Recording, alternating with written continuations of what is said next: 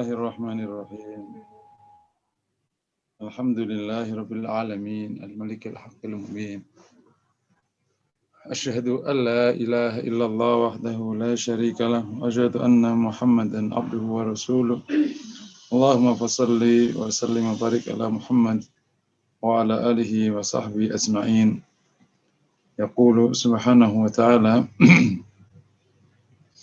Ya ayyuhalladzina amanu taqullaha wa qulu qawlan sadida yuslih lakum a'malakum wa yaghfir lakum dhunubakum wa may yuti'illaha wa rasulahu faqad faza fawzan 'azima amma ba'd. Jamaah yang dirahmati Allah, tidak henti-hentinya kita panjatkan syukur kepada Allah Subhanahu wa taala atas semua limpahan karunia Allah, terutama karunia iman dan Islam. Allah izinkan kita semua untuk bisa melaksanakan ibadah termasuk thalabul ilmi pada malam hari ini. Semoga Allah Ta'ala berikan kepada kita limpahan rahmat dan karunia-Nya, terutama menjelang Ramadan. Semoga Allah kuatkan kita semua, kuatkan azam kita, niat kita untuk bisa mengisi Ramadan dengan lebih baik, untuk bisa memadatkan Ramadan dengan hal yang lebih bermakna, dan Allah berikan kita istiqamah sampai akhir Ramadan. Allah berikan kita maghfirah, Allah berikan kita pengampunan, bahkan ditempatkan fi manzilatil muttaqin, di tempat orang-orang yang bertakwa. Kita masih dengan mahabbah kepada Allah, atau mencintai Allah. Ada ungkapan yang menarik, ya sekaligus demikianlah kebaikan yang Allah izinkan terjadi di majelis kita. Ini adalah salah satu manzilah yang sangat tinggi, dan ini terjadi di ujung Sya'ban. Nah, sekaligus menjadi bekal kita memasuki Ramadan, agar kita bisa menikmati atau mulai berlatih mencicipi mahabbah kepada Allah. Setuju ya? Jadi bukan sekedar kita mengetahui ada mahabbah, tapi kita mulai mencicipi manisnya mahabbah kepada Allah. Sedikit atau banyak, kita harus berlatih di area itu. Ibnu Qayyim mengatakan tentang mahabbah ini, bahwa mahabbah ini adalah manzilah allati fiha tanafasal mutanafisun wa ilaiha sakhisal amun wa ila ilmiha syafaras sabiqun wa ilaiha tafanil muhibbun wa biruhin nusammiha tarukhul abidin fahiya qutul qulub wa ghada'il arwah wa qurratul uyun wa hiya al-hayatul lati fi hirmiha wa jumlatul amwat wa nurul ladzi min faqadahu fa huwa fi bihari dhulumat wa shifa'ul ladzi min adami halat biqalbi jami'ul asqam. Jadi luar biasa nih ungkapannya. Mungkin saya artikan aja sekilasnya. Ia mengatakan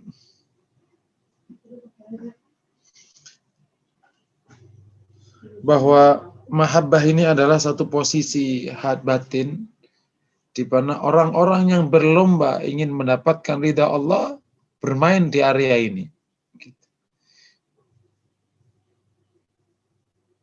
Sementara orang-orang awam angkat tersingkir di area sini. Nah, jadi karena kan orang beribadah itu kan ada tiga ya. Ada tiga dorongan ya. Yang pertama dorongan takut kepada Allah, takut azab. Yang kedua dorongan dapat pahala. Saya biasa sebut dengan, kalau yang pertama itu adalah mentalnya para hamba sahaya. Yang kedua itu mentalnya para pedagang. Wah, dapat untung gede nih gitu. Nah, yang ketiga, yang taat karena dorongan mahabbah. Ini sudah mentalnya para pecinta ini ya. Ini orang yang telah mendedikasikan dirinya untuk Robnya tanpa berhitung apapun. Karena ia sangat mencintai Robnya. Makanya dikatakan di situ, kata Ibnu Qayyim, posisi ini orang-orang awam tersingkir. Karena orang awam di level 1. Ibadahnya itu karena takut. Nah, kemudian orang as-sabiqun di sini bermain di area sini. Ya kan ada, kalau pernah dengar surat Al-Waqi'ah dan tahun lalu ikut kajian tafsir surat Al-Waqi'ah, kan ada as-sabiquna ulaikal muqarrabun fi jannatin na'im. As-sabiqun, orang yang mendahului kebaikan. Nah, ini di sini dia bermain. Sementara ya kalau kehilangan mahabbah kepada Allah, itu hati bisa rentan dengan penyakit hati. Rentan sekali, karena kalau tidak diisi mahabbah kepada Allah, diisi mahabbah kepada selain Allah, itu masalahnya. Dahsyat ya. Karena kalau nggak diisi dengan mahabbah kepada Allah, akan diisi oleh mahabbah kepada selain Allah. Dan mahabbah kepada selain Allah rentan sekali menjadi pintu masuk seluruh penyakit hati. Mahabbah kepada selain Allah, apa itu? Dunia. Selain Allah, apa itu? Itu rentan terhadap penyakit hati. Kesombongan, iri, dengki, dan seluruh banyak penyakit hati, riya. Itu karena ada mahabbah kepada selain Allah. Rentan terhadap itu. Makanya Qayyim tadi mengatakan, jika hati tidak bisa mencicipi nikmatnya mahabbah, dia rentan dengan penyakit. Masya Allah. Nah, berikutnya ia mengatakan, jika seorang sudah bisa menikmati mahabbah kepada Allah, maka dia bisa gila kalau kehilangannya. Nah, tentu Allah tidak bisa dibandingkan dengan yang lain. Kalau orang sedang dimabuk cinta, terus dia kehilangan, dia lebih gila daripada orang gila. Demikian dan Allah tentu tidak sama dengan makhluknya. Ketika orang sudah mencicipi mahabbah kepada Allah, kalau dia kehilangan, dia sedihnya tak terkira. Semua bentuk kesedihan ada di situ. Itulah yang kita bisa dengar dari sebagian ulama, para aulia, satu saat di mana ia lupa dengan Robnya, itu adalah saat yang paling yang ia paling khawatirkan dan ia paling gela ya. Jadi satu saat di mana dia lupa Robnya, itu hal yang membuat dia gelak sekali, yakni merasa rugi sekali. Karena apa? Kehilangan ladzatul mahabbah, nikmatnya mahabbah. Semoga pembicaraan ini itu sedikit demi sedikit membuka hati kita agar bisa mencicipi mahabbah kepada Allah Subhanahu wa taala. Dan terus banyak sekali gambaran yang dimaksudkan Ibnu Qayyim. Saya cukup sampai di situ agar kita memahami yang saya katakan. Di sesi kali ini saya ingin ungkapkan beberapa ungkapan para ulama, sekaligus juga di sana banyak sekali kisah para aulia, para ulama yang menggambarkan betapa dia sudah memasuki wilayah itu dan betapa besar cintanya kepada Allah Subhanahu wa taala, sehingga tidak lagi ada selain Allah masuk di hatinya. Dan ini tampak kalau kita dari ulama-ulama yang sudah terkenal, dari yang sangat zuhud seperti Imam Abu Hanifah, Imam Syafi'i, ia bisa menjalani hidup bertaruh demi kebaikan dan demi mempertahankan agama Rabb-nya Allah Subhanahu wa taala.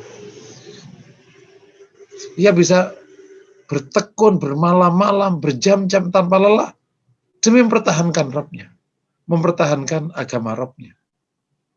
Padahal tidak ada manfaat dunia yang ia dapat satupun. Ia berada di area situ tanpa berhitung. Terlebih kalau kemudian kita lihat para ashabi Rasulullah, ya, para sahabat Rasulullah SAW, yang semua hidupnya telah diperuntukkan untuk Rabb-nya. Tidak satupun keluhan, termasuk dari istri dan anak-anaknya. Tidak ada keluhan. Padahal hidupnya hampir semuanya diperas habis untuk urusan Rabb-nya. Ia telah membuktikan dirinya bahwa hidupnya semuanya untuk Rabb-nya. Itulah bukti yang paling nyata dari mahabbah kepada Allah Subhanahu wa taala. Itu bukti paling nyata bahwa ia telah menggunakan seluruh hidupnya untuk Rabb-nya. Itu bukti paling nyata. Tidak ada keluhan di dalamnya. Nggak ada satupun sahabat yang kita dapati mengeluh dari capeknya menjalani perintah Allah. Menjalani perintah untuk menyebarkan agama Allah. Nggak ada satupun mereka yang mengeluhkan ketika ia diutus oleh Rasulullah atau oleh Khulafaur Rasyidin untuk pergi ke negeri yang sangat jauh dalam rangka menyebarkan agama Rabb-nya. Nggak ada satupun yang mengeluh, termasuk istri dan anak-anaknya. Nggak ada satupun anak yang mengeluhkan orang tuanya yang pergi meninggalkannya karena urusan Rabb-nya. Sehingga mereka pantas untuk berdoa dalam satu doa yang sangat terkenal. Seorang tabi'in diutus oleh Amirul Mukminin untuk menyeberang lautan, menyebarkan agama. Ketika sampai ke pesisir, ke pantai, ia berdoa kepada Allah, ya Allah, aku diutus untuk menyampaikan agamamu di daratan, di seberang lautan sana. Air ini air engkau. Dan aku akan membawa agamamu. Izinkan airmu ini bisa aku naiki kudaku. Maka ia memacu kudanya menaiki lautan. Ia telah mempersembahkan hidupnya untuk Rabb-nya. Itu bukti paling nyata, paling gampang didekati tentang orang yang sudah mencintai Rabb-nya. Itu bukti paling nyata ketika orang sudah menikmati kehidupan yang benar meskipun di mata orang tampak susah. Ia menikmati hidup halal meskipun di mata orang itu sempit. Bagi dia ini lapang. Inilah hal-hal yang paling gampang untuk kita pahami dalam proses pembuktian mahabbah kepada Allah Subhanahu wa taala. Oke ya. Nah, ada beberapa langkah untuk bisa sampai ke level itu yang ditulis oleh ulama yang sekaligus itu menjadi langkah gampang sekaligus juga menjadi pembuktian. Jadi proses untuk menikmati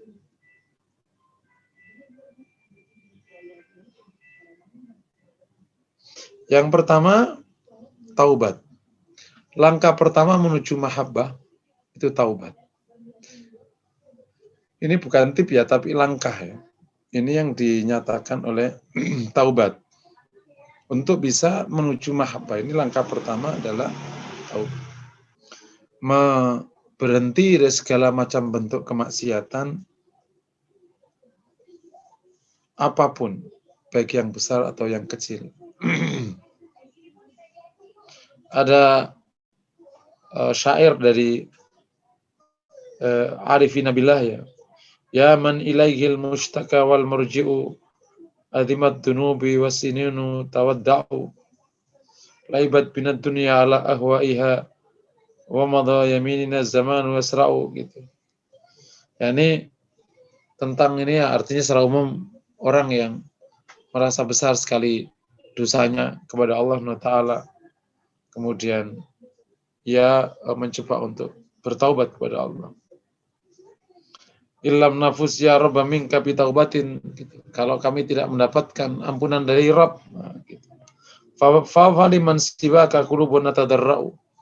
Kemana maka kepada siapa hati kami ini bisa merendah kecuali kepada Rabb, kepada Allah Subhanahu wa taala. Oke ya, yang pertama itu adalah langkah pertama taubat kepada Allah. Nah, ini kita bersyukur kepada Allah.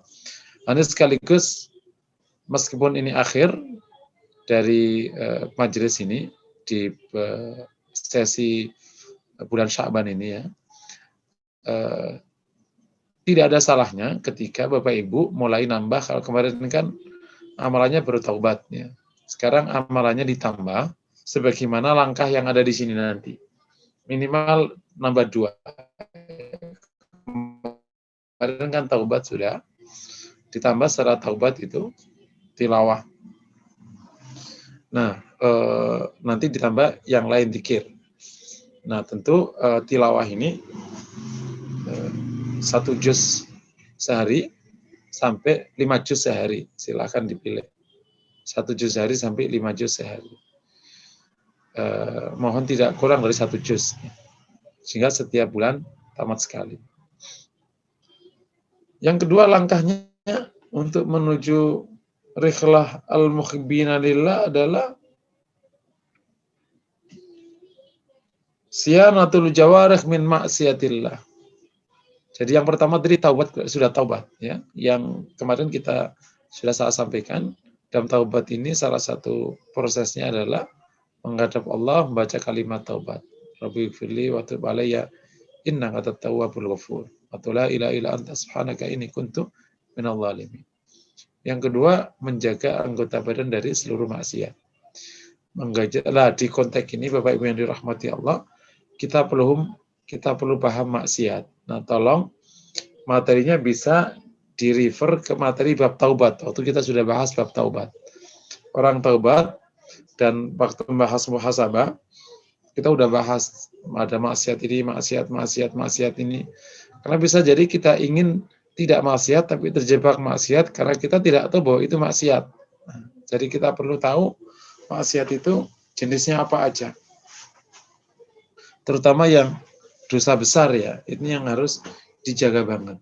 Nah, perlu tahu tentang maksiat karena kan menjaga diri dari seluruh maksiat. Kenapa?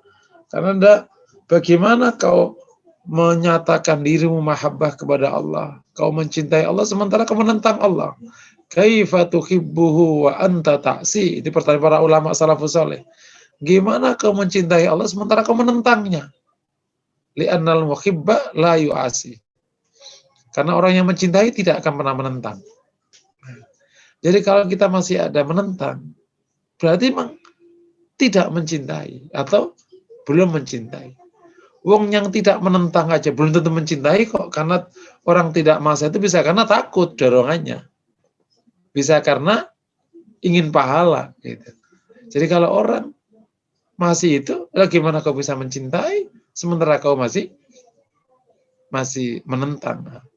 Jadi yang kedua adalah siyanatul jawarih minal ma'as, menjaga seluruh anggota badan dari maksiat. Nah, terutama kalau kita hitung maksiat kan sebagaimana perbuatan itu ada 3 ya. Ada amal qalbi, ada amal lisani, ada amal jawarihi.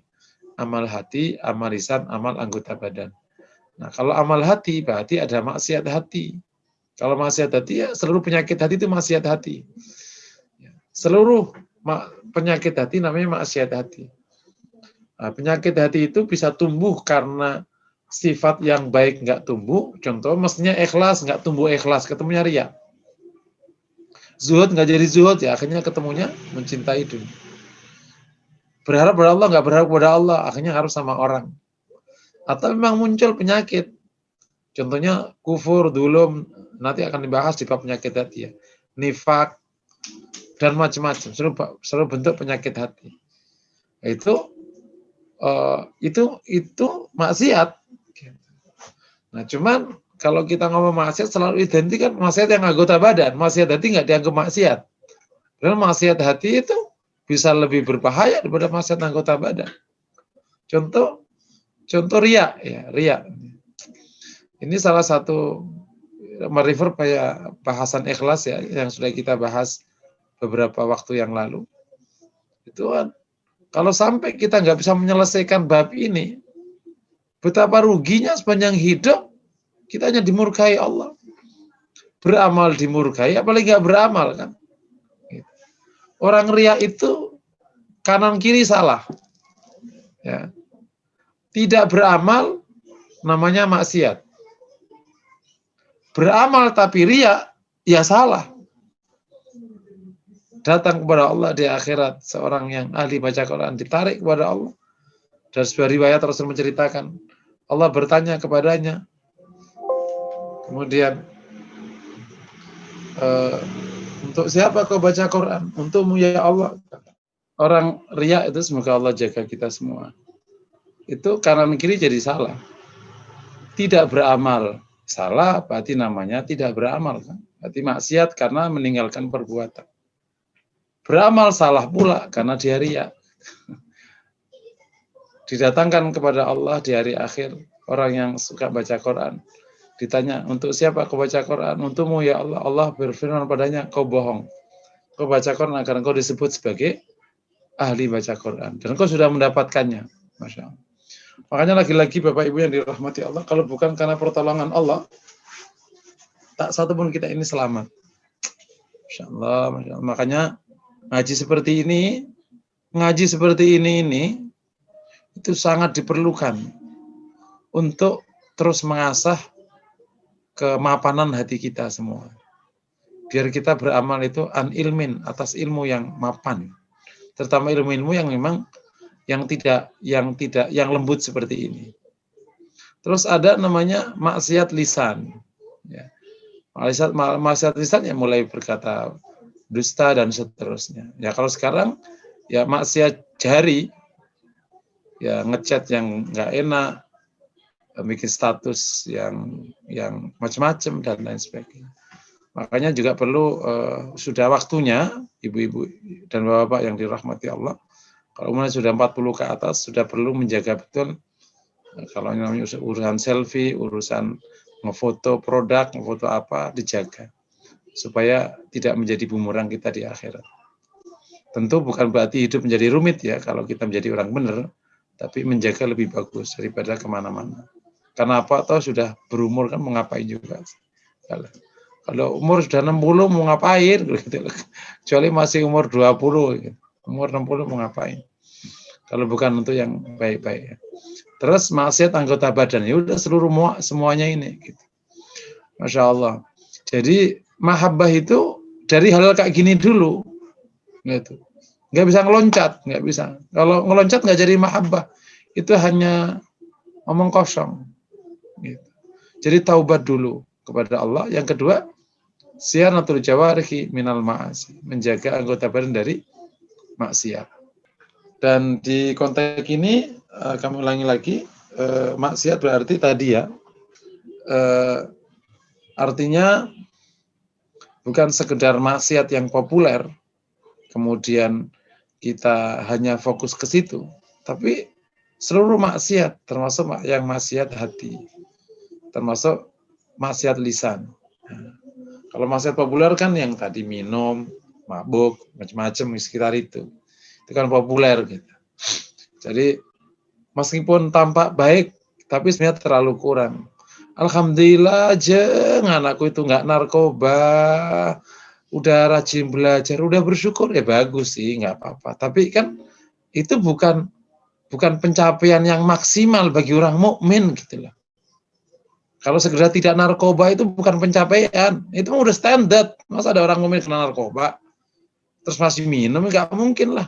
Tapi Masya Allah jeng gitu di kampungku, Pak anak muda udah minum, ya anakku alhamdulillah nggak mau minum. Ya itu alhamdulillah bersyukur gitu. Tapi masih banyak perlu dicapai di atasnya, gitu.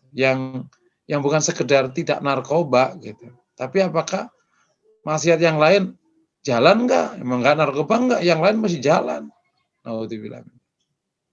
Oke ya, itu yang kedua. Tapi sebelum saya lanjutkan, kalau ada pertanyaan dipersilahkan. Fadal. Baik Ustadz, Saya cek di chatroom, sepertinya belum ada yang mengajukan pertanyaan. Oke. Saya lihat di yang raise hand dulu. Silakan kepada jamaah yang ingin bertanya seputar materi yang baru saja disampaikan, bisa bertanya langsung. Biasanya Bu Yuli ini yang raise hand. Oh kan? Ya oke, alhamdulillah. Tafadhol kepada Ibu Yuli untuk bertanya langsung kepada Ustadz Muhsin Fauzi. Silakan Ibu Yuli. Saya suka lihat ya di YouTube ya, orang-orang yang dianggap wali lah gitu kali ya.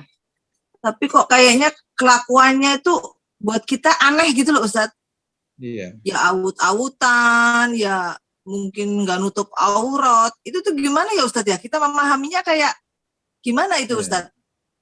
Makasih. Jadi gini, kalau urusan dipandang wali atau nggak dipandang wali itu kan bukan standar ya, paham ya? Para ulama mengatakan jangan terkesima pada orang yang bahkan bisa jalan di atas air, atau dia bisa menerbangkan sendalnya.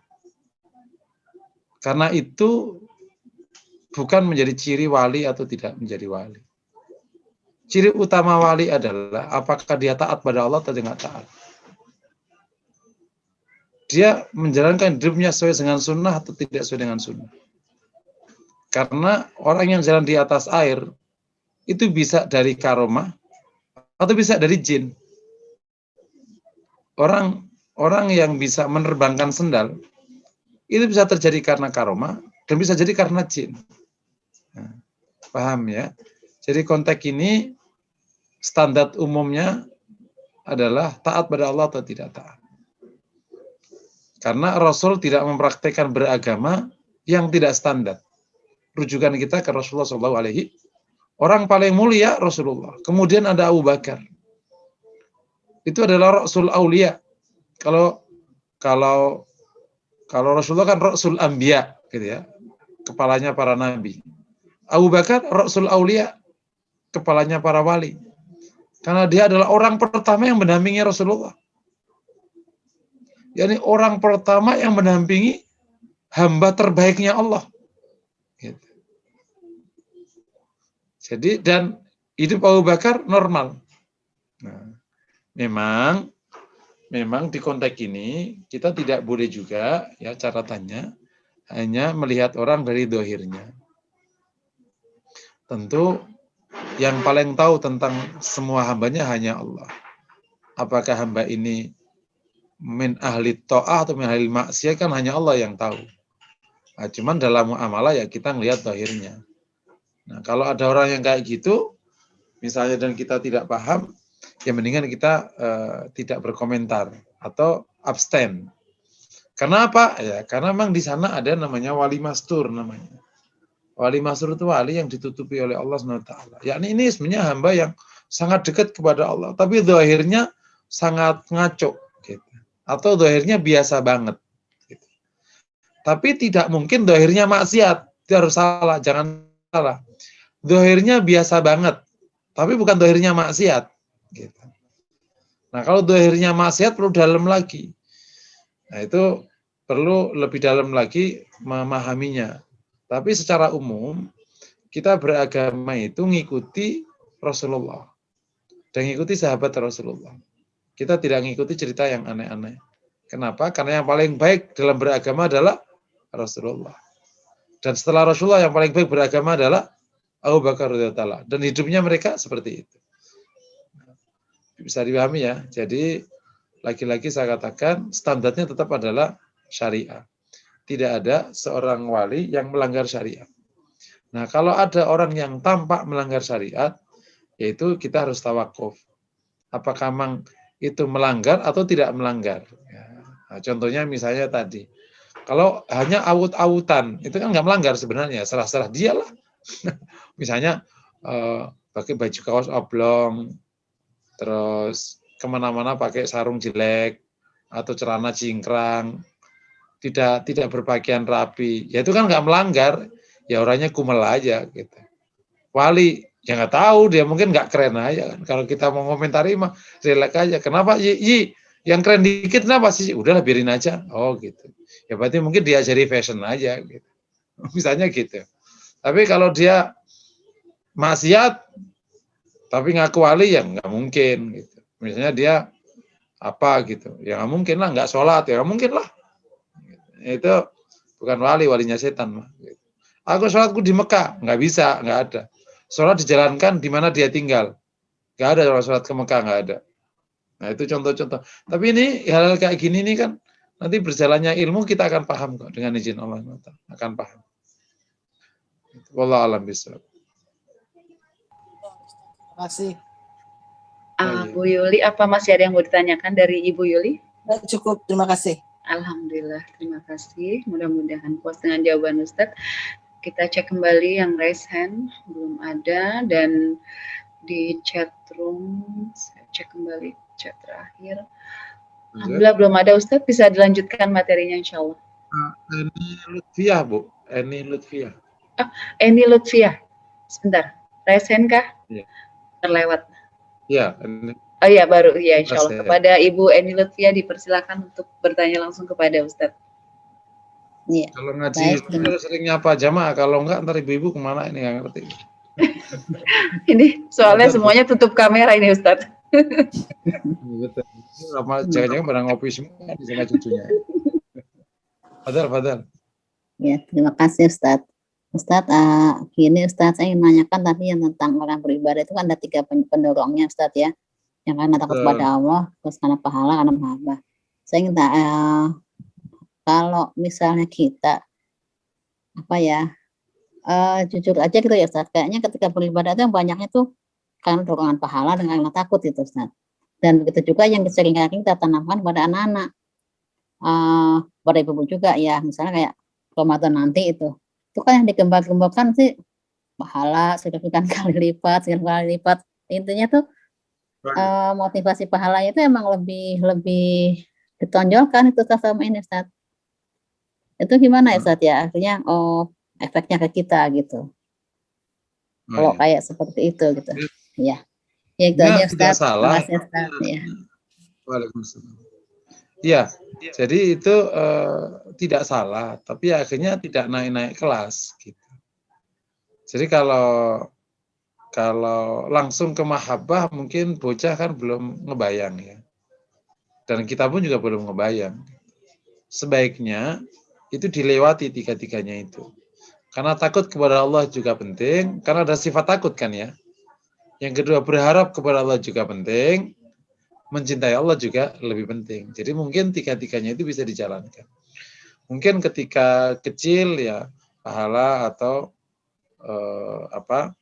rasa takut, ya, takut akan adab Allah dan seterusnya itu aja sampai ketika sudah mulai gede, katakan sudah balik atau sudah mulai lebih matang lagi, dia agamanya mulai diajarkan bab mahabbah.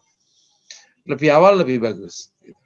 Jangan sampai akhir saya termasuk yang selalu mengatakan dan mendorong agar ilmu tazkiyatun nafas tidak diajarkan di ujung hayat, tapi diajarkan di awal kehidupan. Karena itu memang perlu penanaman dari awal, ini bab. Karena kalau nggak ditanamkan dari awal, kayak tadi itu ngajarkan ikhlas itu, kalau dari kecil diajarkan riya itu sampai tua masih riya. Udah tua tuh, 60 aja masih Papa, aku masih cantik ya. Astagfirullah, nenek sudah taubat. Gitu tak? Gitu. Udah tua aja itu masih, nek, udah sih nek. Nenek kan masih lah gitu. Masih lah gitu. Ya itu bab masalah hati. Kalau nggak selesai, itu sampai tua kadang nggak selesai. Karena emang saking mendalamnya kan. Jadi hati itu memang benar dari waktu ditanam itu memang benar harus clear, karena kan waktu kecil itu kan kertas putih, begitu kita gambar ya udah tuh ngapusnya susahnya tak terkira. Apalagi gambarnya pakai pena yang nggak bisa dihapus, ya sudah doktrin kan clear gitu. Apa kata orang Dek? Kalau sampai begini ya, itu dari kecil itu apa kata orang? Apa kata orang Dek? Tetangga-tetangga itu ngeliatin loh Dek. Masa kamu nilainya begini? Jadi dari kecil itu kata tetangga, kata orang, tangga, kata orang, tangga, kata orang, udah jadi robnya. Alhamdulillah min dzalik. Coba dari kecil, Allah melihatmu, Allah akan mengawasimu. Ayo ya, taatlah pada Allah, cintailah Rabbmu. Nah, itu masuk. Keren banget. Jadi mungkin usul saya ke Ibu, itu pahala sama itu ditanamkan, begitu nanti agak gede, naikin ke arah sini. Nanti kita lihat hasilnya. Di generasi yang sudah ditanamkan hal ini dari kecil. Semoga Allah mudahkan ya. Tapi ya masing-masing anak itu punya rezeki hidayah masing-masing kan. Sebagaimana kita juga punya rezeki hidayah masing-masing. Allah Allah bisa. Fadhal? Atau Baik lanjut? Ustaz, ini ada pertanyaan via chat room privately, saya bacakan Ustaz. Assalamualaikum warahmatullahi wabarakatuh. Mohon pencerahannya. Bila diri merasa takut akan azab Allah dan balasan-balasan akan keburukan, sebentar, ini tertimpa chat lain. Sebentar, saya scroll ke atas lagi. Bila diri merasa takut akan azab Allah dan balasan-balasan akan keburukan telah dilakukan, yang membuat diri merasa pasrah akan apa yang akan datang itu bagaimana Ustadz? Sedangkan diri masih jatuh bangun dalam dosa, masih berselimut debu kalau saya menyebutkan diri saya sendiri juga seperti itu. Jadi gimana? Masih berharap kepada Allah, takut akan azab Allah, tapi masih jatuh bangun dalam dosa, Ustaz. Mohon pencerahan. Ya, dijalani aja terus, dijalani sampai nanti nggak jatuh. Gitu. Itu bagus sudah. Kalau jatuh bangun itu berarti masih bagus kan, masih bangun. Gitu. Tapi kalau jatuh, repot. Nah, ini jadi nggak apa-apa. Kalau udah kayak gini ini, ingatlah yang paling dimunculkan harapan kepada Allah. Semoga Allah merahmati, Allah mengampuni, Allah menerima taubat, terus jatuh bangun. Dan nikmatilah jatuh bangun itu. Sampai nanti nggak jatuh-jatuh. Paham ya? Jangan pas jatuh bangun terus putus asa. Pusing saya, udahlah gini aja. Nggak boleh. Ya. Jadi jalani aja terus, jalani. Gitu. Jalani terus. Itu yang pertama. Yang kedua, gunakanlah penambal. Nah, ketika jatuh bangun itu gunakanlah penambal. Selalu milikilah penambal. Jadi kalau orang dalam ujian itu kan selalu siapkanlah hair apa itu? Remedial. Nah, penambal itu bisa amalan sunnah yang banyak. Nah, amalan sunnah yang banyak. Apa aja yang sunnah? Itu nambal. Nambal atas semua yang tadi jatuh bangun. Terus taubat jangan berhenti. Ditambah banyak sedekah. Jadi taubat, amal sunnah plus sedekah. Itu insya Allah jatuh bangunnya akan berhasil baik. Karena sudah disiapkan plan B-nya. Nah, plan A-nya kan jatuh bangun. Plan B-nya ditambahi taubat, amal sunnah, dan sedekah. Sedekah termasuk salah satu amal yang selalu diandalkan untuk nutupi. Antum lihat, seluruh kesalahan itu pasti ujungnya kafarah, betul ya? Seluruh kesalahan. Orang zihar kafarah, tidak melaksanakan wajib haji, kena dam. Orang tidak melaksanakan sumpahnya, kena dam. Berhubungan sama istrinya siang hari Ramadan, kena. Dan kafarah itu semuanya urusan sedekah, urusan memberi. Entah ke hamba sahaya, entah orang miskin, apa saja. Nah, kita tradisikan itu aja. Gitu. Makanya usul saya ke jamaah semua, itu sudah mulai menimbang-nimbang hartanya. Mana yang mau untuk anak-anaknya dipastiin supaya tidak lahir generasi yang dikhawatirkan lemah. Selebihnya dipakai untuk nambal-nambal itu. Sudah seharusnya segera. Supaya apa? Jatuh bangun ini sudah ada penambalnya. Gitu. Jadi itu mungkin yang bisa dijalankan. Nggak apa-apa. Sambil terus jadi jatuh bangun terus berlatih terus sampai kok mulai nggak jatuh. Oh, kok mulai jalan. Kok mulai lari. Nah, disitulah kita terus naiki. Jadi istilahnya kata kita juga pandai-pandai membina diri. Wah, aku masih kok ya udah gini dulu. Pandai-pandai membina diri. Istilahnya. Jadi tidak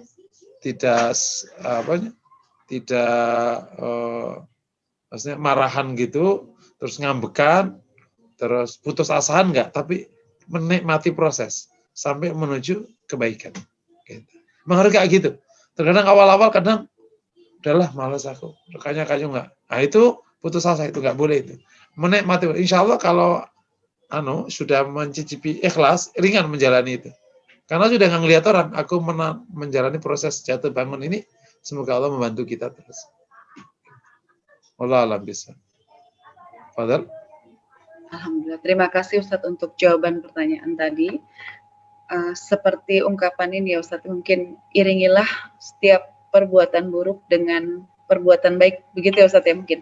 Betul. Itu saya hadis lupa apakah itu hadis ya. Itu hadis ya, betul. Hadis Rasulullah. Meskipun berulang lagi, kembali lagi, tetap diiringi dengan perbuatan-perbuatan baik tadi Ustadz ya. Ya, betul. Baik, saya cek kembali Ustadz untuk pertanyaan melalui raise hand atau chat room. Sepertinya belum ada Ustadz. Saya khawatir terlewat juga, saya cek lagi dari layar 1. Oke, belum ada Ustadz, bisa dilanjutkan materinya, insya Allah. Oke, langkah ketiga sebagai perjalanan mahabbah. Langkah ketiga dalam perjalanan mahabbah kepada Allah atau mencapai mahabbah. Namanya rihlatul muhibbin ya. Yakni perjalanannya para hamba yang mencintai Allah. Itu yang ketiga adalah posisinya atau langkahnya adalah menjaga hal-hal fardu dan memperbanyak sunnah.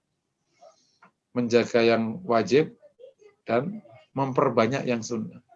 Yang wajib ya sholat puasa, yang sunnah ya sholat puasa, terus gitu. Ini memang situasinya para yang mencintai Allah ada di sini semua ini. Gitu. Jadi memang kalau kita bicara sudah ke mahabbah ini memang sudah ke sini arah hidupnya, sudah super kanan, gitu istilahnya gitu. Dan semoga Allah mudahkan urusan kita di dunia ini supaya nggak tersibukkan ya. Yang jadi masalah kan kita tersibukkan tapi kita nggak mendapatkan. Sementara ada orang yang tidak tersibukkan dan mendapatkan, kan lebih gampang. Jadi semoga Allah mudahkan hidup kita dan akhirnya kita ada di sini posisinya. Bisa memperbanyak faraid dan menjalankan faraid dan memperbanyak yang sunnah. Setiap yang fardu pasti ada yang sunnah. Fardu sholat ada sunnah sholat. Fardu puasa ada sunnah puasa. Fardu haji ada sunnah haji. Sunnah umrah. Ya, haji dan umrah wajib, ada haji dan umrah sunnah. Zakat wajib ketemu sedekah yang sunnah dan macam-macam. Yang wajib pasti yang sunnah. Yang memperbanyak aja tadi itu adalah pos ketiga atau langkah ketiga. Nomor 4, memperbanyak zikrullah. Ya. Dalilnya udah jelas ya, yang tadi langkah ketiga itu hadis Rasulullah yang terkenal itu. Man adali waliyan faqad adantu bil harb wa ma taqarraba ilayya abdi bi syai'in ahabbu ilayya mimma aftaratuhu alaih wa la yazalu abdi yataqarrabu ilayya bin nafil hatta yuhibbah. Karena saya menyakiti hambaku yang dekat kepadaku, saya umumkan perang kepadanya, dan tidaklah seorang hambaku mendekat kepadaku sesuatu yang lebih aku cintai daripada yang aku fardukan, dan hambaku selalu mendekati kepadaku dengan hal sunnah sampai saya mencintainya, dan seterusnya. Jadi memang mendekat kepada Allah dengan mahabbah ini, langkah ketiganya adalah menjalankan yang wajib dan memperbanyak yang sunnah. Ya, makanya ini sekedar ini salah satu faraid dan bisa jadi sunnah yang juga gampang dijalankan itu adalah majelis ilmu. Ini saya terkadang lihat kenapa para ulama itu kok ada yang memang fokus ke majelis ilmu. Karena ini bagi masyarakat itu memudahkan. Gitu. Kan gini ya ibu-ibu yang dirahmati Allah. Kalau ibu mau baca Quran itu, ibu yang bekerja. Betul ya? Hanya bekerja ibu. Ayo Bu, kita baca Quran. Baca Quran semua. Nah kalau majelis ilmu itu, yang kerja satu orang. Ustadznya yang ngomong, ibunya cuma pasang kuping.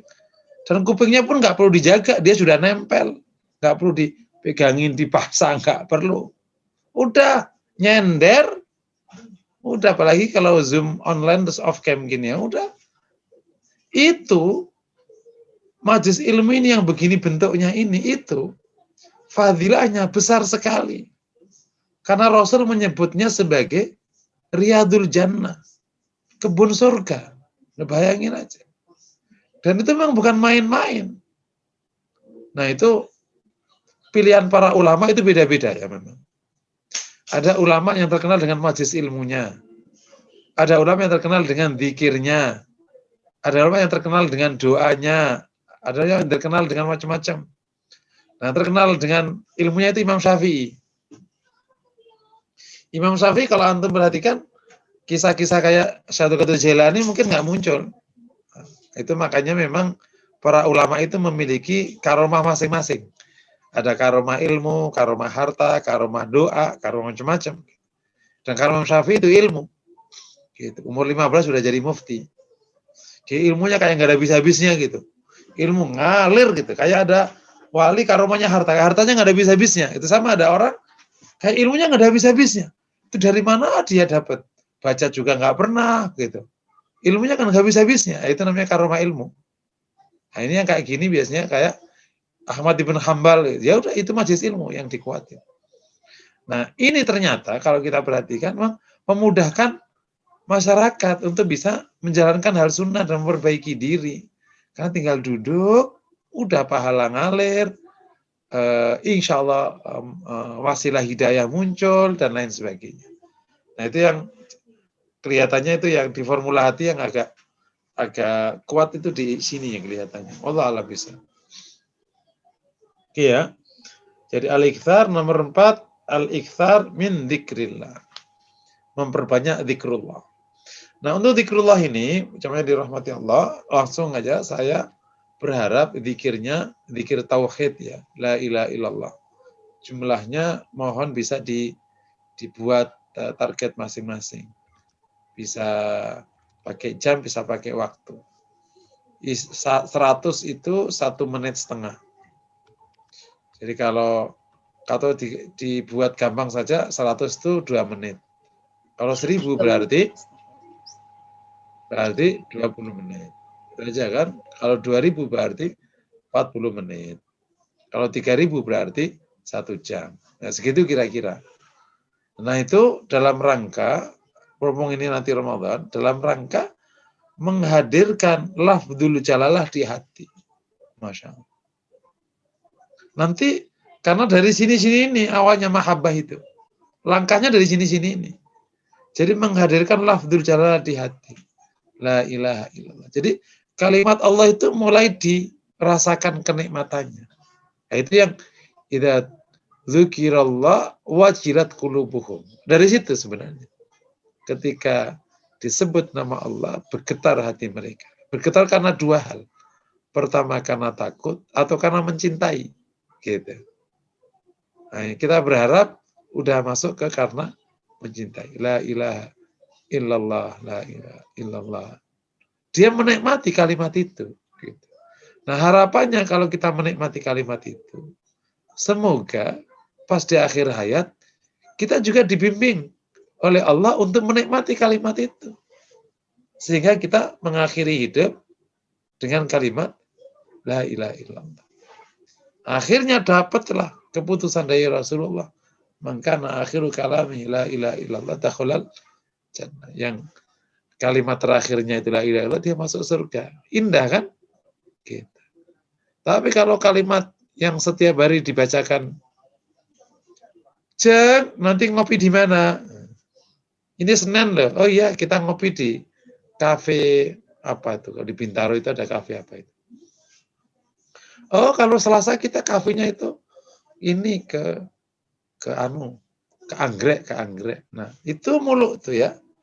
Nah, kalau begitu, ini cerita benar ya. Ini bukan menakut-nakuti, tapi ini kisah nyata betul. Semoga Allah jauhkan kita dari bab ini. Jadi ada kisah nyata betul seorang yang sedang dimabuk kerja dan Allah akhiri hidupnya. Jadi ada salah satu karyawan di salah satu BUMN, masih muda, masih kepala 4. Ya begitulah akhirnya memasuki sakaratul maut. Dan waktu sakaratul maut terjadi kondisi yang sangat mengenaskan. Dia selalu ingat pekerjaannya.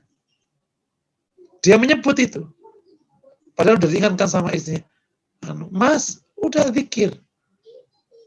Dia nanya kerjaanku udah selesai belum? Itu lalu sebut. Sampai akhirnya mengakhiri dicabut nyawanya itu. Dalam keadaan masih memikirkan pekerjaan. Istri ini akhirnya datang ke kantor. Dan langsung ketemu direktur utamanya. Dia nangis. Direktur utamanya ya ikut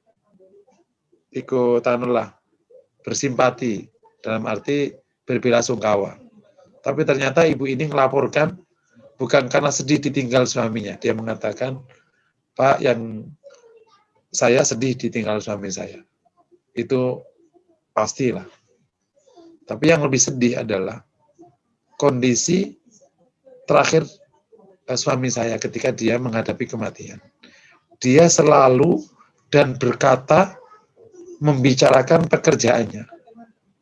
Sampai dia dicabut nyawa pun dia sedang membicarakan pekerjaannya yang belum selesai.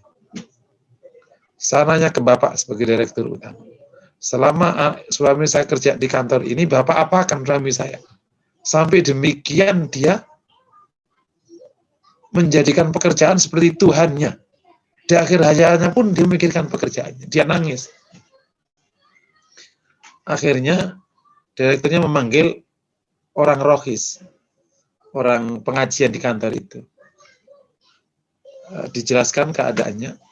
Dan dari situlah kantor ini akhirnya membuat pengajian sebanyak-banyaknya dan membuat perubahan di kantor. Kisah nyata yang menginspirasi apa yang kita cintai selama hidup. Itulah bisa jadi yang akan kita nyatakan di akhir hayat kita.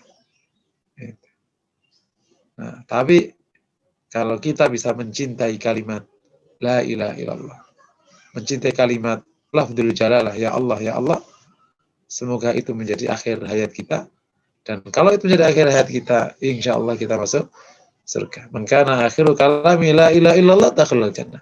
Nah, mungkin ibu-ibu yang dirahmati Bapak yang berbahagia, langkah keempat ini mohon langsung dijalankan. Kita ngambil zikir la ilaha illallah, terserah. Mohon nanti mengambil sebanyak-banyaknya. Dan tentu zikirnya sambil dijiwai dan dirasakan supaya ada getaran ketika mengatakan la ilaha illallah. Oke ya, nomor 4. Nomor 5, langkah mencintai Allah kelima. Ya, banyak sekali bab zikir itu ya. Ada ungkapan dari seorang ulama, dawamul zikri sababun li dawamil mahabbah. Fa dzikrul qalbi kal ma'i zar'i bal kal ma'i lisamak la hadalahu illa bihi. Zikir itu adalah sebab menuju langgengnya mencintai Allah, langgengnya mahabbah. Zikir bagi hati itu bagai air untuk tanaman, bahkan bagai air untuk ikan. Jadi kalau ada ikan, nggak ada air, mati. Hati nggak ada nggak ada zikir, mati. Dan kalau terbiasa hatinya mati, ya dia akhirnya menikmati kematian. Naudzubillah min dzalik. Kalau udah mati, yang bisa dibangunin. Tapi insya Allah, kalau hatinya hidup oleh zikir, dia akan menikmati kehidupan itu. Bahkan zikir bisa dianggap sebagai air bagi ikan. Jadi hati itu kalau nggak ada zikirnya, ya dia nggak bisa hidup. Nah, kalau ada zikirnya, dia bisa hidup. Bahkan bisa melanggengkan mahabbah ia kepada Allah Subhanahu wa ta'ala.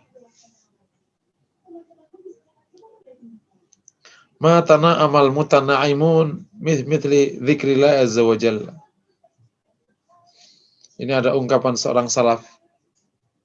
Tidak ada kenikmatan melebihi kenikmatan zikir kepada Allah Subhanahu wa taala. Kayak gini-gini ini kita nyangkut nggak nyangkut itu masing-masing gitu. Tidak ada kenikmatan senikmat zikir kepada Allah. Kata kita, ya zikir nikmat apaan? Nah, berarti kita belum banyak taubat kepada Allah. Oke ya, itu nomor 5 tadi, memperbanyak zikir kepada Allah. Nomor nomor 5 ya, tadi nomor 4. Nomor 5, al-iqbal ala tilawatil Quran. Selalu membaca Al-Quran. Di samping zikir ada tilawatul Quran.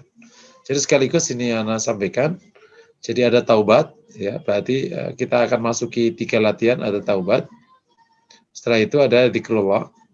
Yang ketiga ada tilawatul Quran. Itu saya kudu jalani, Masya Allah. Itu dulu, terus sampai bisa istiqomah dulu. Allah SWT berfirman, Inna hadzal Qur'an yahdi lillati hiya aqwam.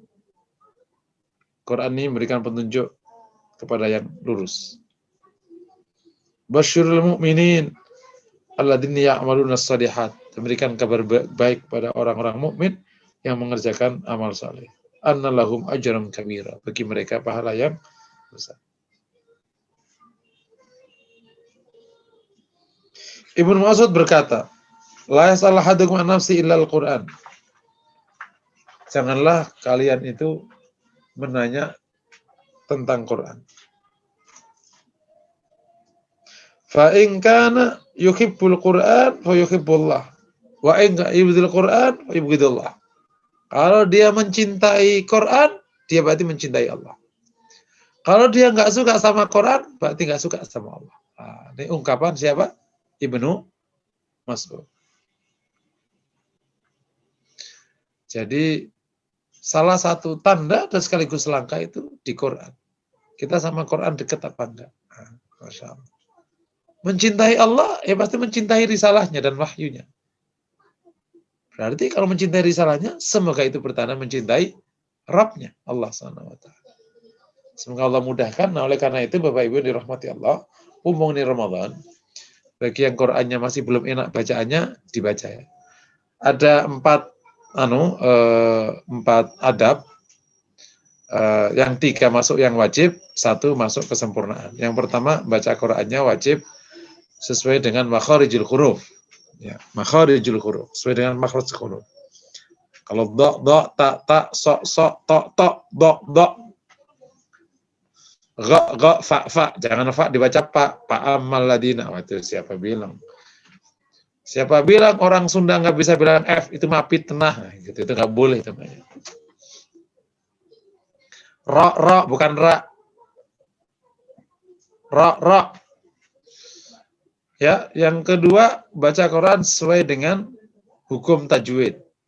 Mat, yang idhar, ikhfa, idgham biguna, idgham bilaguna, ikhfa syafawi, idhar syafawi, lengkap, mat tabi'i, mat lazim muttasil, dan seterusnya.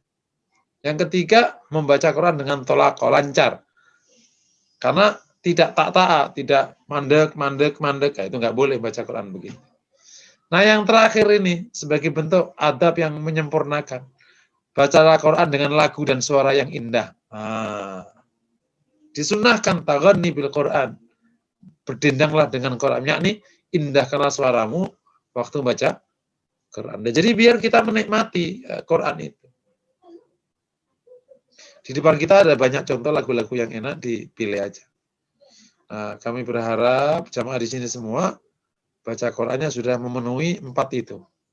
Makharijul hurufnya udah benar, bacaan pandang hukum tajwidnya udah benar, lancar, dan enak didengar lagunya.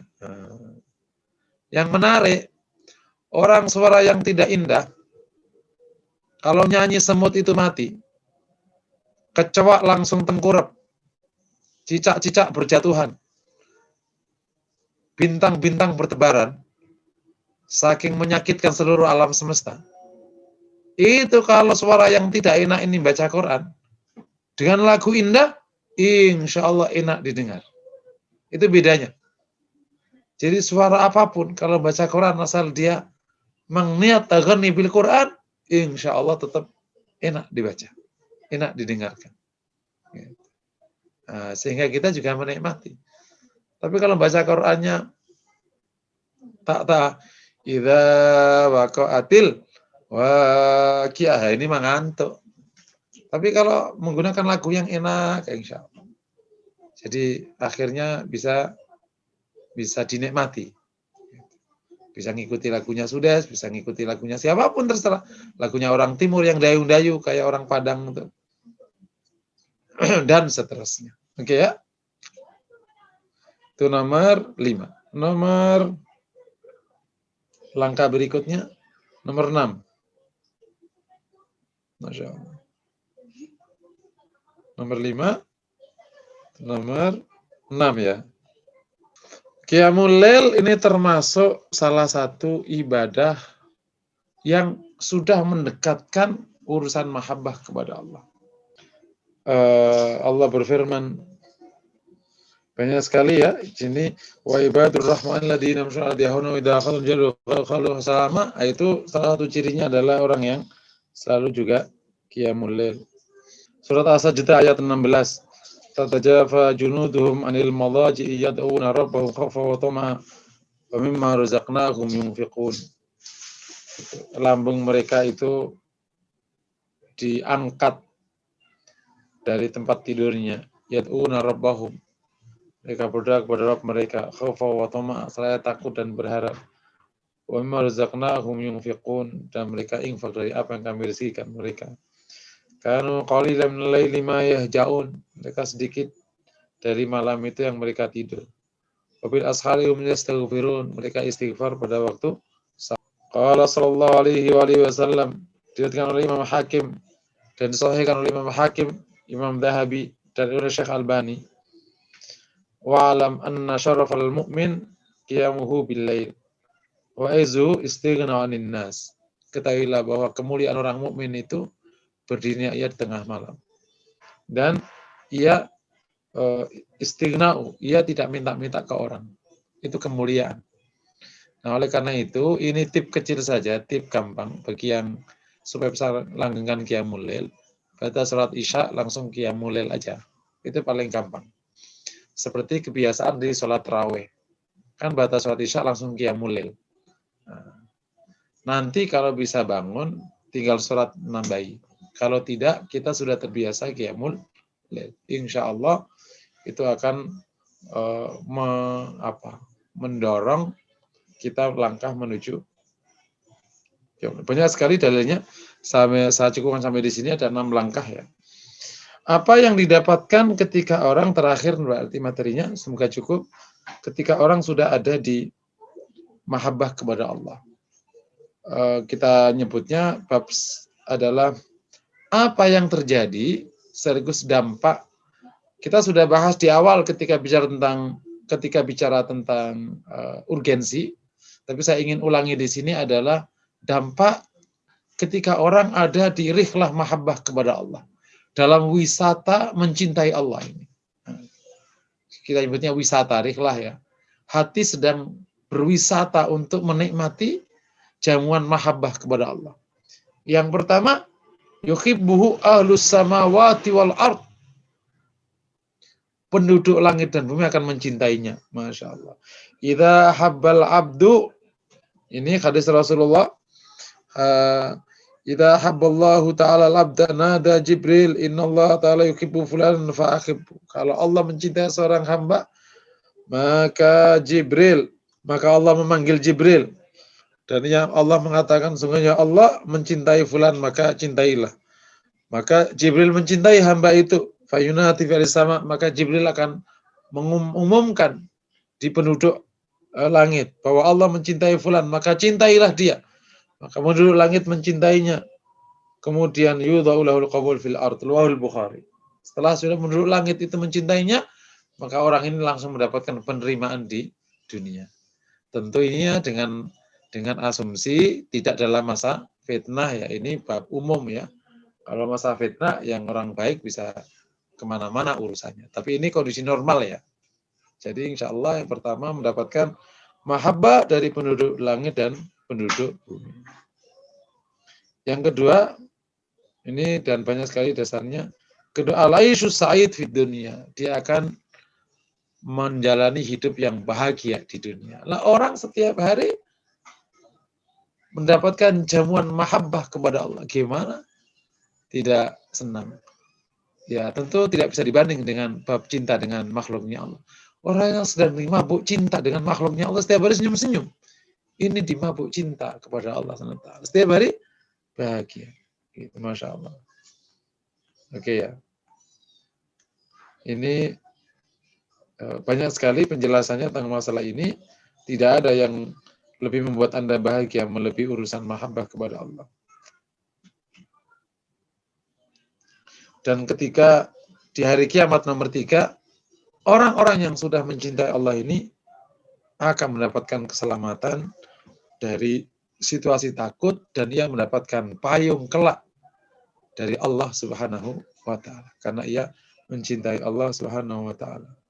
Dan dia juga langsung bisa mendatangi atau tidak dihalangi untuk datang ke haudnya Rasulullah Shallallahu Alaihi Wasallam.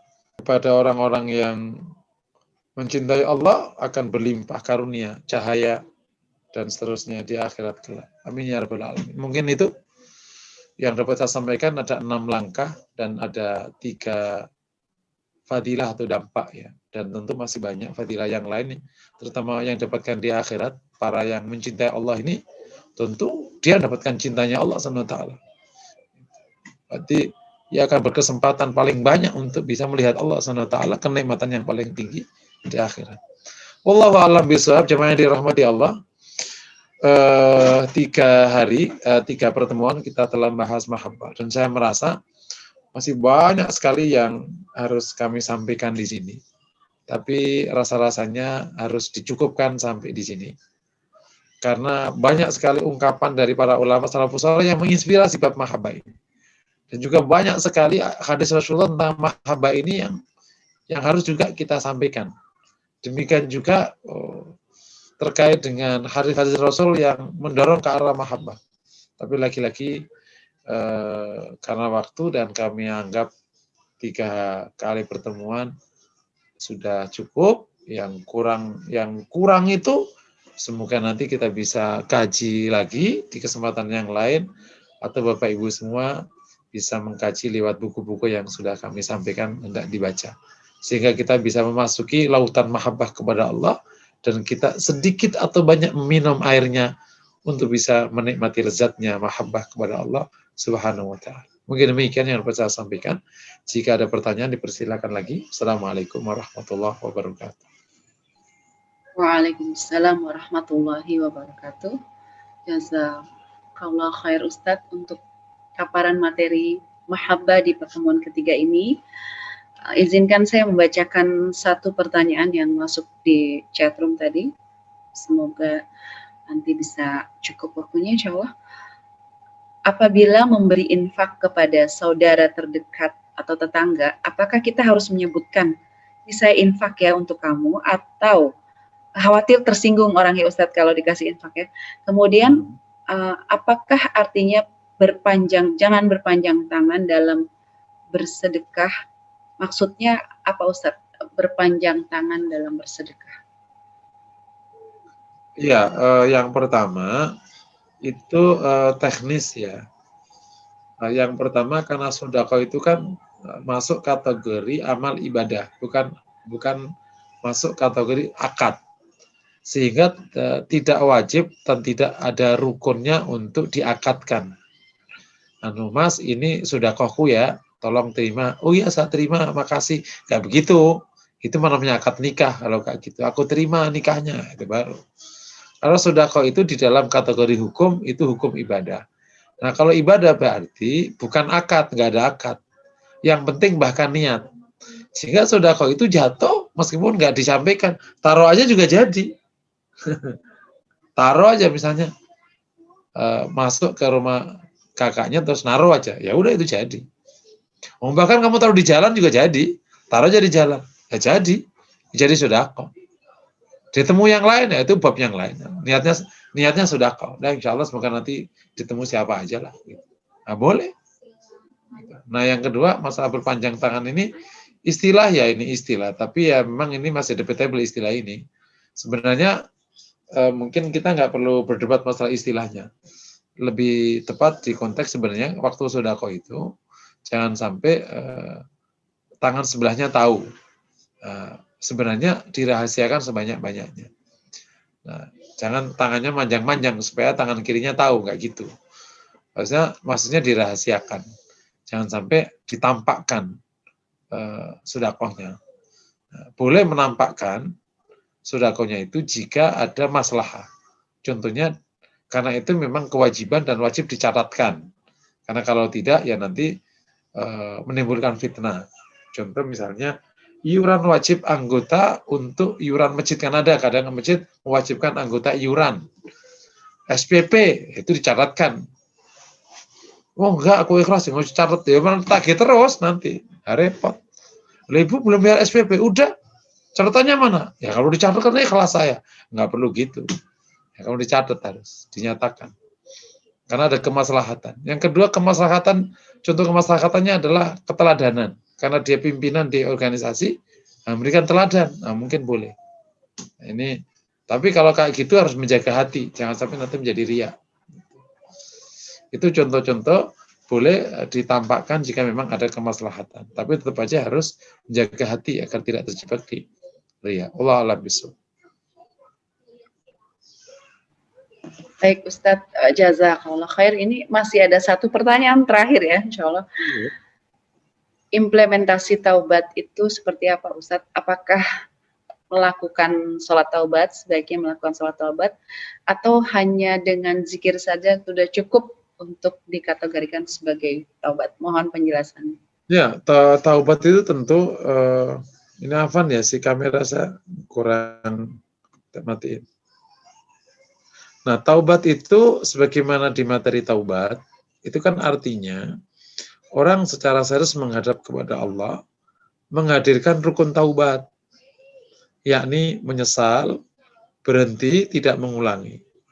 Bersama dengan itu pula dia baca kalimat taubat, itulah taubat. Bukan hanya zikir, kalau zikir itu bisa jadi hanya istighfar ketemunya.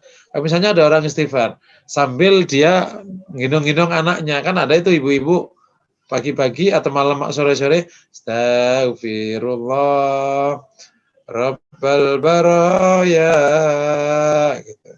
Itu ya bukan taubat, namanya baru zikir istighfar, gitu. Kenapa? Ya karena zikir istighfar dia tidak fokus minta ampun kepada Allah, fokusnya supaya anaknya tidur, gitu. Neng, kamu salah apa ya? Daripada anakku tak nyanyiin dangdut, mendingan istighfar aja dah. Dia zikir istighfar, dia bukan taubat, gitu.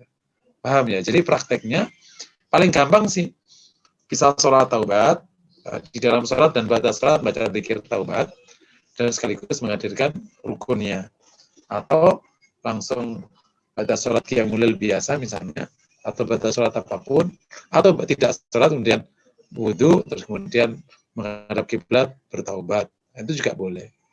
Itu implementasinya begitu. Terus baca kalimat taubat. Misalnya tadi, laman bila ila ila takhalaqtani wa na'buduka wa na'buduka ma sata'tu, dan seterusnya. Wallahu a'lam bishawab. Masih satu rangkaian pertanyaan, Ustaz. Apakah ada dalilnya untuk sholat taubat itu? Ya, itu hadisnya hasan, boleh. Sebenarnya kan sholat taubat itu sholat sunnah biasa. Itu hanya penamaan aja, sholat sunnah. Ketika orang taubat, di dalam sholat lebih bagus. Nah, itu yang disebut dengan sholat taubat. Hadisnya hasan. Nah, masih ada satu pertanyaan lagi, Ustaz. Mohon maaf. Ini pertanyaan berkaitan dengan zakat mal, Ustaz. Apakah boleh kita berikan kepada saudara terdekat yang membutuhkan? Karena bila kita berikan pada lembaga zakat itu belum tentu sampai kepada saudara terdekat kita. Mohon penjelasannya, Ustaz. Boleh, jika saudara ini tidak masuk di dalam kewaliannya, kewilahannya, maka boleh dapat zakat. Saudara terdekat itu gini, kalau menjadi wali, contoh gini, misalnya punya saudara perempuan, ya kan, dia belum punya suami, bapak ibunya udah nggak ada, berarti kau menjadi kakak lakinya. Nah, di konteks ini saudara perempuanmu itu harus kau tanggung hidupnya, karena dia tidak punya penghasilan. Itu namanya di bawah kewilayahannya, di bawah kewaliannya. Nah, yang kayak gini nggak boleh diterima zakat. Tapi kalau saudara yang bukan menjadi di dalam kewilayahannya, boleh zakat. Misalnya saudara laki, Kamu laki, dia laki, ya kan nggak dibawa, dia harus kerja. Nah yang kayak gini dia boleh. Bahkan bagus kalau zakat dikasihkan ke saudara dekat. Karena dapat 2 kebaikan kan. Yang pertama dia fakir miskin, yang kedua dia dekat. Tapi pastikan ya, kata membutuhkan ini maknanya bahwa saudaramu sudah masuk kategori fakir atau miskin. Karena kalau membutuhkan tapi nggak masuk kategori ya karena lagi kurang banyak aja income-nya. Dia udah kaya sebenarnya. Misalnya contoh ada orang punya penghasilan 20 juta. Tapi setiap bulan masih kurang. Ya iya karena memang boros. Itu bukan membutuhkan, dia mah boros. Ya, penghasilan 50 juta, kurang mulu. Ya udah. Kreditnya aja 5 mobil ya kurang. Misalnya gitu. Allah alam bisa. Alhamdulillah semua pertanyaan sudah dijawab. Masih berlanjut satu lagi Ustadz, mohon waktunya sedikit pada jamaah, mohon ini masih berlanjut. Zakat mal itu dikeluarkan tiap tahun dari pesangon pensiun atau hanya sekali saja di awal dikeluarkan? Zakat mal Ustadz. Oh ya, jadi gini, kalau ketika dapat tadi pensiun gitu kan dizakati, kan sudah. Nah, tinggal sisa harta yang dari pensiun ini tergantung. Kalau sisa pensiun ini kemudian berkurang nilainya, ya dia nggak bisa dizakati, nggak dizakati lagi. Tapi kalau dia bertambah nilainya, karena misalnya diinvestasikan, ditaruh di reksadana, jadi zakati, karena berkembang. Gitu. Jadi zakat tidak diambil dari harta yang tidak berkembang. Kalau berkembang dia kena zakat, gitu aja. Jadi tergantung pengelolaan harta pensiunnya, apakah berkembang apa nggak berkembang. Kalau nggak berkembang ya udah kena sekali. Tapi kalau dia berkembang setiap tahun, karena apa? Dia berkembang kan dia. Gitu. Contoh misalnya gini, contoh paling gampang. Kalau ada orang punya 1 miliar reksadana, berarti kan dapat 16% ya, yang syariat itu. 16% per tahun, berarti dia per tahun dapat 160 juta. Zakatnya kan cuma 2,5% kan. Nah, berarti dia hanya mengeluarkan berapa tuh dari 1 miliar? 2,5% dari 1 miliar. Sementara dia untungnya 16%. Berarti kan dipotong, berarti dia hanya dapat 13,5, berarti kan kayak gitu. Kira-kira jadi gitu. Jadi zakat itu hanya kepada harta yang berkembang. Kalau nggak berkembang nggak kena zakat. Apalagi yang berkurang nilainya. Betul. Alhamdulillah Rabbil Alamin. Baik, terima kasih Nambah Ustaz satu lagi Ustaz. Silakan. Maksudnya memperjelas yang tadi itu masalah zakat itu Ustaz. Jadi kalau misalnya kita langsung nyambung nggak apa-apa ya Ustaz ya, Van? Kalau misalnya itu seperti tabungan gitu, yang memang nggak berkembang sama sekali itu, terus sudah pernah kita keluarkan zakatnya, berarti itu nggak dikeluarkan lagi atau setiap tahun memang tetap dikeluarkan walaupun uang itu nggak pernah bertambah, misalnya uang warisan atau apa gitu Ustaz? Ya, jadi gini, yang namanya numu atau berkembang itu kan syaratnya harta yang kena zakat itu, di samping dia masuk kategori harta yang kena zakat, dia dipersyaratkan hartanya itu berkembang. Nah, kata berkembang ini, itu para ulama tidak mensyaratkan berapa persen. Nah, kalau harta ditaruh di tabungan, kan berkembang namanya itu sebenarnya. Gitu. Dia tidak berkurang. Gitu. Berarti kena zakat. Itu contoh. Kan tabungan tidak kosong, ini ada perkembangannya. Nah, itu kecuali dia nggak ditabungkan, ditaruh yang tidak ada perkembangannya. Itu nanti per case bisa dilihat. Jadi pokoknya jadi tergantung di mana nabungnya Ustaz ya. Kalau nabungnya di rumah atau nabungnya itu kan, misalnya orang tua punya uang nggak pernah ditabungin gitu-gitu. Ya itu kan berarti kalau ditaruh di kasur kan berkurang nilainya. Ya itu nggak kena zakat di tahun berikutnya karena nggak berkembang. Tapi kalau dia berkembang, misalnya tadi didepositkan, tentu syariah ya, atau diinvestasikan, dia berkembang, dia kena zakat. Paham ya insya Allah ya? Iya, baik Ustaz. Jadi ada syarat numu itu harta berkembang. Harta yang tidak berkembang tidak kena zakat. Jika Qiyamul Lail dilaksanakan sudah mendekati waktu subuh, apakah dibolehkan? Oke, selama dia sebelum subuh, maka selama itu pula namanya Qiyamul Lail. Berdiri di malam hari. Malam itu batasnya adalah mulai dari ghurubus syams, terbenamnya matahari sampai munculnya fajar shadiq. Nah, fajar shadiq itulah awal subuh. Jadi sebelum subuh yaitu qiyamul lail namanya, apapun sholatnya. Jadi qiyamul itu nama jenis sholat apa saja di malam hari. Namanya qiyamul lail. Bisa tahajud ya qiyamul lail, tarawih ya qiyamul lail, qiyamul ya qiyamul lail, tasbih di malam hari juga qiyamul lail. Sholat apa saja, sholat hajat ya qiyamul lail namanya, asal dijalankan di malam hari. Baca sholat isya ya. Allah bisa. Alhamdulillah alamin, mohon maaf atas perpanjangan waktunya. Insya Allah semoga membawa manfaat dan kita memanfaatkannya pertemuan terakhir ini untuk melingkar di majlis ilmu. Semoga Allah berikan kemudahan bagi kita dalam menuju rihlah muhibbin ya, rihlah orang-orang yang mencintai Allah Subhanahu wa taala. Pak Adi masih ada pertanyaan, bagaimana, apakah mau dibacakan juga satu lagi nih? Gimana Ustadz? Berkenan?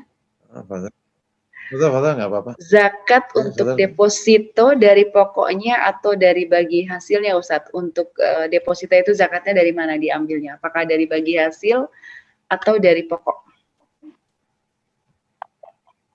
Dari semuanya. Jadi zakat itu aset. Bukan dari untungnya, dari semuanya. Memang cara berpikirnya gampang aja. Cara berpikirnya gampang aja gini. Jadi ada orang yang menggunakan harta itu sepanjang tahun. Di akhir tahun dia punya sisa. Nah itulah maka dizakat. Sisanya itu bentuknya tabungan, macam-macam. Nah, yang berkembang tadi itu dizakati. Jadi bukan dizakati dari untungnya saja, enggak ya, dari omset, dari omsetnya, dari total kekayaan di hari penghitungan zakat. Nah, gampangnya gitu paling gampang. Nanti kan ada yang kena zakat ada yang enggak. Misalnya barang yang tidak berkembang kayak kalau di perusahaan, misalnya kalau di kantor tuh lemari nggak dihitung kan, yang dihitung ya bajunya. Nah, gitu. Karena yang berkembang kan bajunya, lemarinya kan nggak berkembang. Gitu-gitu aja. Tapi total dihitung. Alhamdulillah, menutup kajian kita tadi pertanyaannya mudah-mudahan memperjelas masalah zakat untuk deposito. Semoga Allah memberikan pencerahan kepada kita. Karena waktu juga sudah beranjak ke pukul 10 ya, insya Allah kita akan akhiri kajian kita. Terima kasih kepada Ustadz Muhsin yang sudah memberikan materi mahabbah dengan pertemuan 3 kali pertemuan ya, insya Allah. Mudah-mudahan memperkuat rasa cinta kita kepada Allah Subhanahu Wa Taala. Jamaah yang dirahmati Allah Subhanahu Wa Taala, terima kasih untuk kebersamaannya sampai saat ini. Kembali saya ulang kembali, kita akan tutup kajian kita dengan baca istighfar 3 kali. Astagfirullahaladzim, astagfirullahaladzim, astagfirullahaladzim. Dan kita tutup dengan doa kafaratul majlis. Subhanakallahumma wa bihamdika asyhadu alla ilaha illa anta astaghfiruka wa atubu ilaik. Saya akhiri billahi taufiq wal hidayah. Wassalamualaikum warahmatullahi wabarakatuh.